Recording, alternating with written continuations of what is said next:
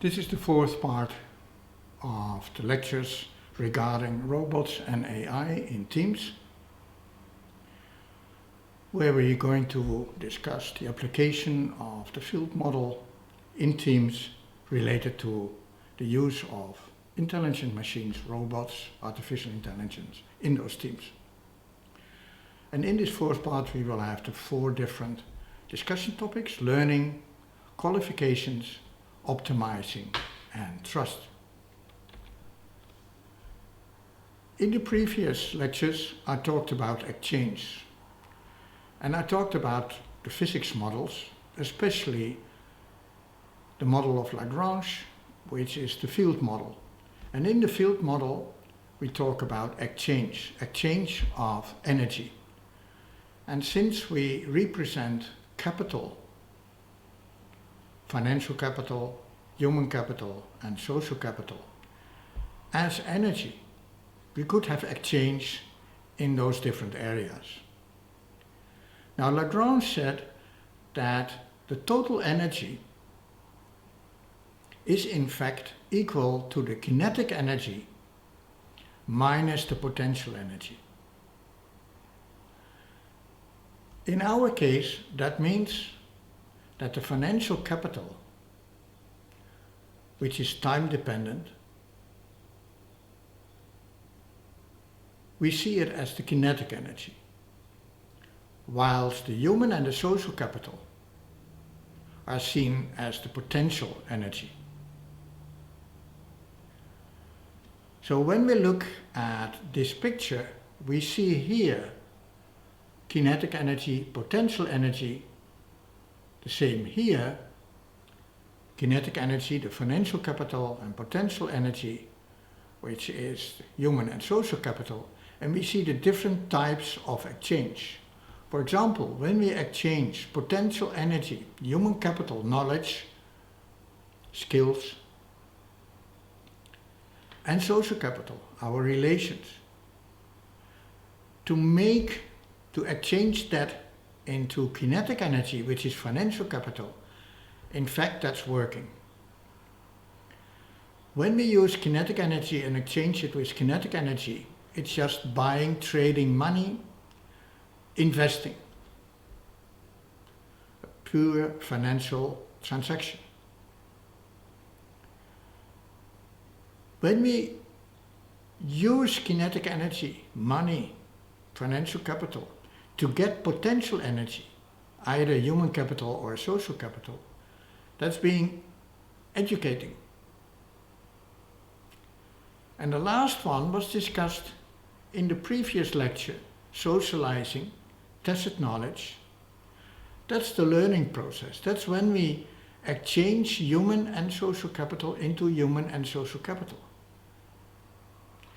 So when we talk about exchange in a field model, we have to define what type of energy is being exchanged.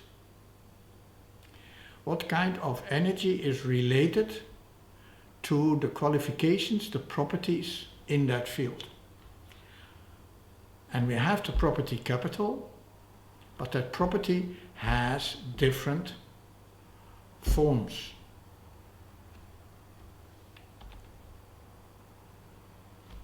So learning and training, learning and education is increasing the potential energy, the human and social capital. Learning is socializing. Like I said in the previous lecture, that's exchange of tacit knowledge. That's what's happening in apprenticeships. When, for example, a baker gets a new guy around and teaches the other guy how to bake. That's not written down. You cannot explain how the dough should feel. It is tacit knowledge and skills exchange.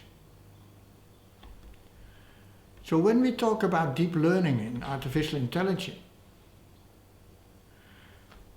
in fact what we are doing in a deep learning system is using the tacit knowledge inside the system to interpret the data and increase the knowledge. increase the knowledge by using the influence from outside or finding patterns or giving output, getting response and using that for. Now you could say that's interaction, but in the field theory we see that as an influence process. Educating is a different story because there we are using financial capital to get knowledge.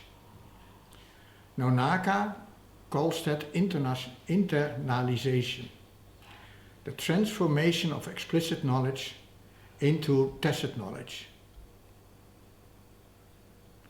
Explicit knowledge is being exchanged, but is taken into the head of the people inside. Training is using that explicit knowledge to interpret the data and increase the knowledge skills. That's the difference between the two types of exchange.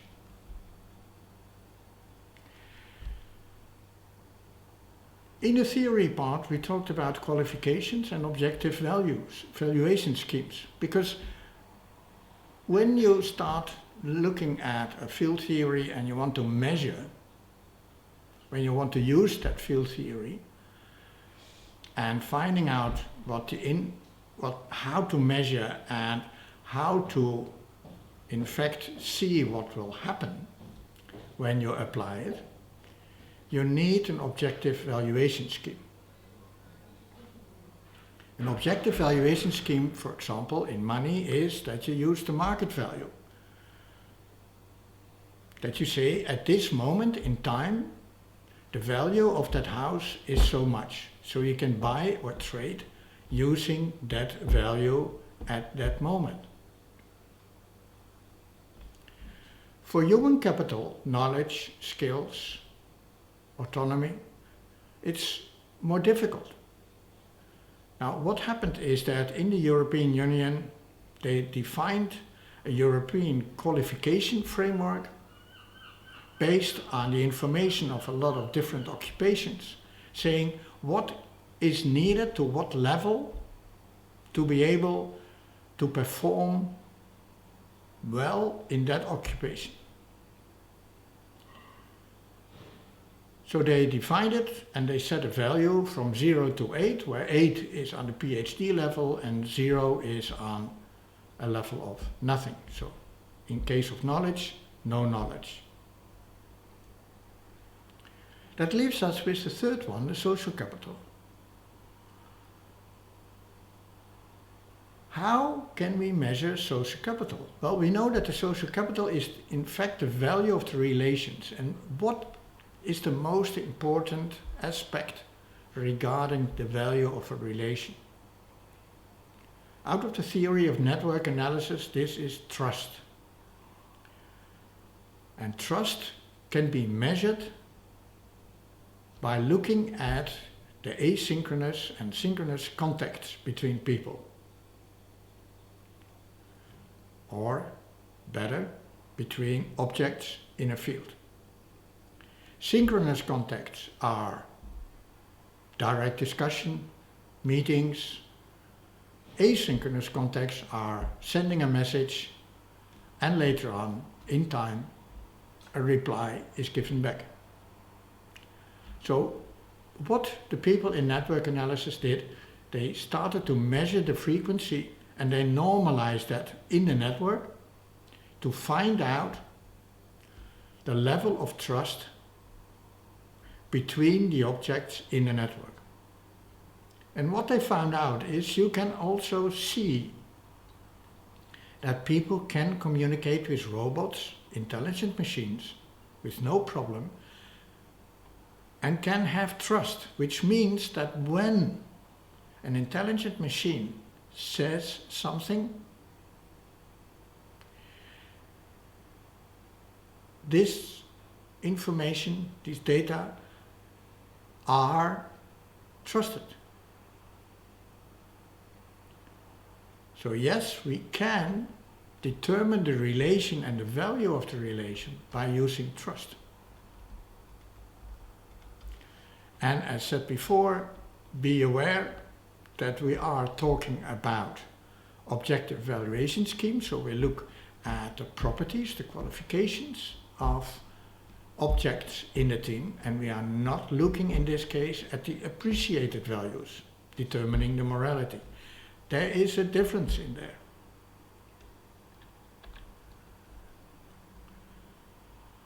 Going back to trust, social capital is equal to trust, and we can use it even as a weight factor for the exchange. A weight factor, I mean, when there is negative trust, you will certainly not accept information from the other object. When there is positive trust, you will accept information. There will be exchange. As I said before, and I just want to repeat it once more, in a field, the Lagrangian is described by the kinetic energy minus the potential energy. What we are doing is describing our field by using financial capital minus the human and social capital. When you use this formula, it means that you can translate that to the force, just like in the gravitational field or the electromagnetic field. Which means that in fact a force between two objects in a network field is a coupling constant, we have taken S in this case, times the thrust between the two objects, I and J, times the value of the qualifications, divided by the relative distance. And the relative distance is the distance squared, in this case, the distance in the network. So it's not in the same Euclidean coordinate system we normally use in meters and distance which you can walk, but in a spherical system where we have distance between objects in the sphere and we have two angles to define the position of that object. And because in a network, when we make it in a sphere, the two azimuthal angles do not play a role in the force. It's only the relative distance, the thrust and the qualifications. So in this way we can describe thrust, and we know the force between brackets, the influence on objects in the field. Now we go to the main topic of our story.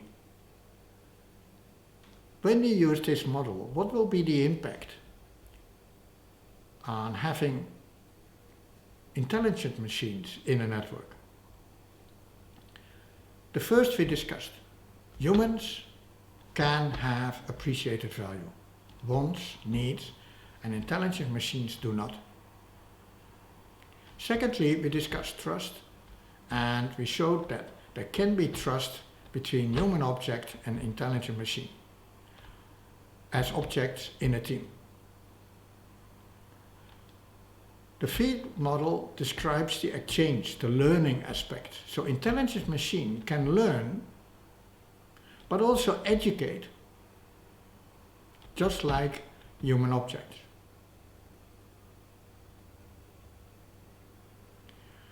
And when we have human objects and intelligent machines inside a team working together, we have to find out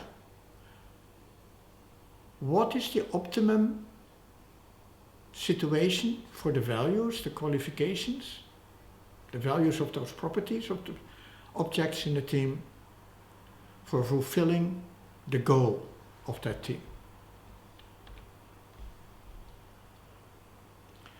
Let me give one example shortly. In biotechnology, we can improve a function of a human object. We can exchange a heart by an artificial heart. In the near future, we can exchange limbs, arms, legs by intelligent parts.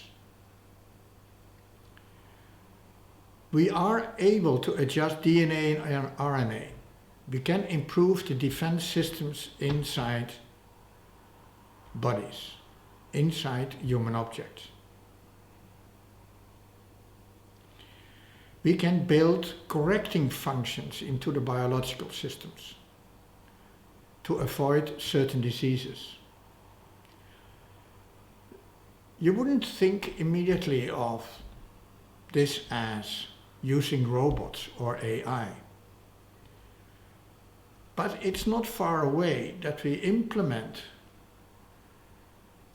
AI in those systems.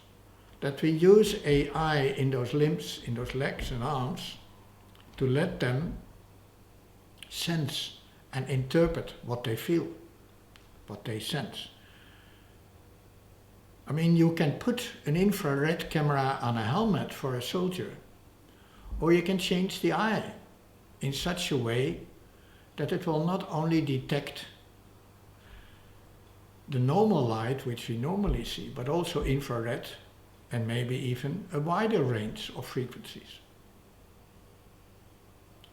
But then we have to be very careful, because a team of soldiers fighting is different from a team of people making a product, or a team of people offering a service. Who determines the set of values? Who determines the morality? But we can do it. We will see it more and more happening. So what do we have to do when we start optimizing teams? And that's what we are working on in the group, using artificial intelligence to find out if you know the goal of a network. If you know the goal of a team, you can determine the necessary qualifications, including qualifications for activity and efficiency, but also for happiness and other stuff which the set or which the objects would like to have in their team.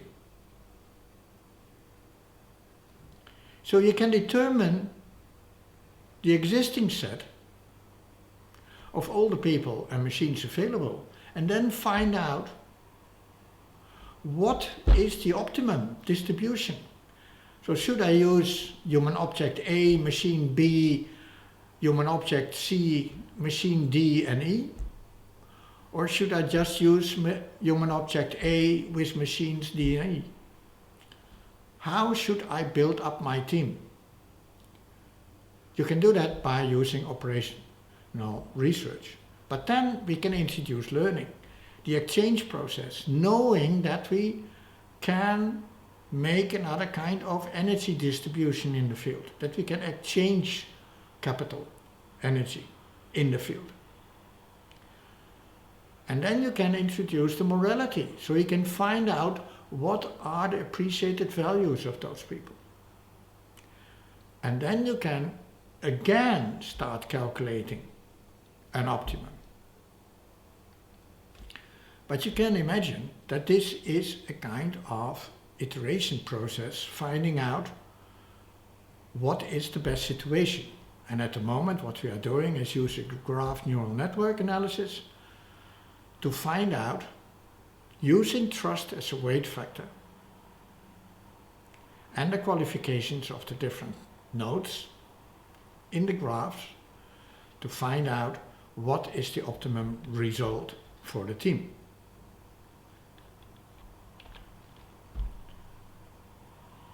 So the conclusion is, we can use a field theory to solve the problem of a multi-object in a network. For example, something similar to a three-body problem in physics. And yes, that's what we have shown already. We can optimize steam using the properties of the objects, including intelligent machine, and the exchange processes based on the coupling, the thrust, and the relative distance in the network.